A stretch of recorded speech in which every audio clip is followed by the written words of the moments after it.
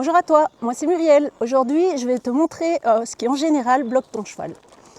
Alors, la plupart du temps, quand on bloque un cheval, ça vient du cavalier.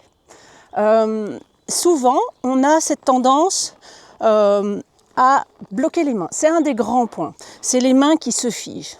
Quand une main se fige, tu vas te retrouver en fait, si tu imagines l'image de ton cheval est une image, et toi tu es une image superposée au-dessus de ton cheval. Et quand on n'est pas en harmonie avec le mouvement de son cheval, on a ce mouvement de cheval qui va en avant et qui monte. Et le cavalier, des fois, il a tendance, il va en avant évidemment puisqu'il est sur le dos du cheval, mais il ne va pas suivre ce mouvement.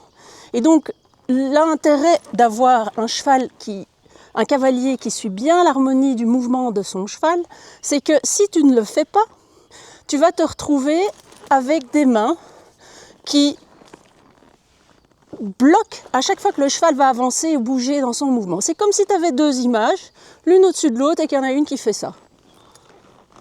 Et alors du coup, si mon pouce c'est la main, et du coup, bang, bang, bang, je tire dans la bouche de mon cheval à chaque fois qu'il y a une foulée qui se passe.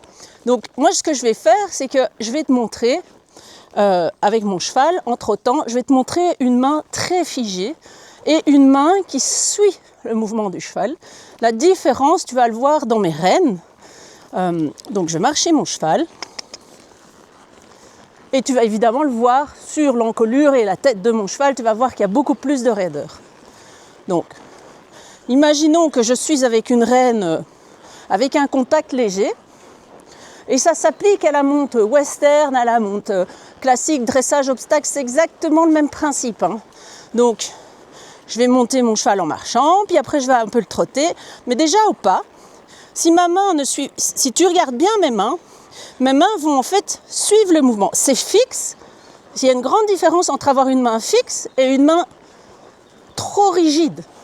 Parce qu'une main fixe va être bien positionnée, mais elle va avoir un petit mouvement qui suit le mouvement du cheval et donc il ne va pas cogner dans la bouche du cheval à chaque fois. Et une main qui est trop rigide et qui est donc éventuellement bien placée mais trop rigide, elle va figer, coincer. Et si mon cheval, je ne sais pas si tu vois la différence, mais mon cheval commence déjà à coincer son encolure et il commence à s'appuyer sur mes mains. Alors évidemment que je pourrais le mettre en avant, il s'appuie moins, mais à ce moment-là, il va s'appuyer moins, mais pas en détente. Donc quand je veux que mon cheval soit détendu, et donc qu'il ne se sente pas bloqué, il faut que mes mains soient souples tout en étant fixes. Souplesse et stabilité. Voilà. Donc si je pars au trot, ça va être la même chose. Que je sois au trot assis ou au trot enlevé, c'est le même principe. Par exemple, trot enlevé, c'est un très bon exemple. Quand je suis au trot enlevé, si ma main, à chaque fois que je monte, je vais essayer de le faire c'est pas évident quand on a l'habitude de ne pas le faire, mais regarde, si chaque fois que je monte, je remonte mes mains avec, tout de suite, l'attitude de mon cheval change. Il a la tête qui monte et il se dit « Oh !» Elle m'agrippe la bouche. Et du coup, ça a un effet sur ton cheval. Si ma main redevient souple, que je continue à l'avancer malgré que je viens de lui tirer plein de fois dans la bouche, mon cheval commence à se détendre. Et là, si je veux aller lui dire « Maintenant, rassemble-toi », il y a moyen d'aller le chercher. Mais tout en ayant cette main fixe, stable, pas rigide, qui suit le mouvement du cheval. Si je suis au trot assis, ça va être le même principe. Ma main est dans un contact léger, donc je suis proche de mon cheval parce que j'ai une rêne ajustée, mais je ne suis pas en train de coincer. Si je fais ça, tout de suite, on a tout de suite vu, mon cheval a bloqué et il est en train de se dire « Pourquoi elle me coince ?» Mais parce qu'en fait, mon corps le coince. Et donc après, si je me détends, j'arrive à avoir la main, je ne change rien à ma position de main. Ma position de main est la même, mes doigts sont détendus sur les rênes et mes mains sont plus souples. Et ça vient pas que de la main. Ça vient vraiment de tout ton... Je vais m'arrêter 2 secondes. Ça vient vraiment de tout ton corps.